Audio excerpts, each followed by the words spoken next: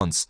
In the late 1700s, France was a nation teetering on the edge. The streets of Paris buzzed with unrest, and the air was thick with uncertainty. The old order had collapsed, and the new government was struggling to find its footing amid chaos and revolution. The monarchy had left behind mountains of debt, the result of years of lavish spending, costly wars, and poor financial management.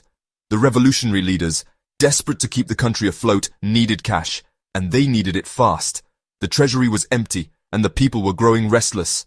Their answer was bold and unprecedented: the assignat. This was a brand new paper currency, supposedly backed by the value of land seized from the Catholic Church. The idea was simple: turn confiscated property into money, and use that money to pay the nation's bills. At first, the assignat seemed like a miracle solution. People could use it to buy property, pay debts, and conduct everyday business. It looked solid on paper, and for a brief moment, it restored hope to a nation in turmoil.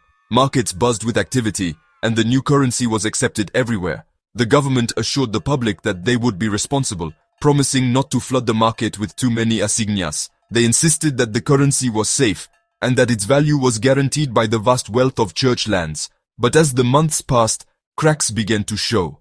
War soon broke out, draining the nation's resources even further. The government, desperate to pay soldiers and fund the war effort, started printing more and more assignats. What began as a temporary fix quickly spiraled out of control. The printing presses ran day and night, flooding the economy with paper money. Suddenly, prices began to skyrocket. Bread, the staple of the French diet, cost more every single day.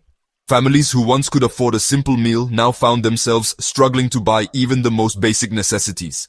The value of savings evaporated, and the cost of living soared beyond reach for ordinary people. The assignat's value plummeted at a terrifying pace. In just a matter of weeks, it lost half its worth. People watched helplessly as their hard-earned money became almost worthless, unable to keep up with the rising prices of food and goods. Businesses collapsed under the weight of uncertainty. Trade ground to a halt as no one trusted the currency anymore. Shopkeepers closed their doors and market stalls stood empty. The economy, once bustling with life, was now paralyzed by fear and confusion.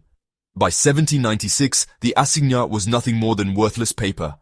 In a last-ditch effort, the government introduced a new currency, the mandat territorial, but it too quickly failed, as the public had lost all faith in government promises and paper money.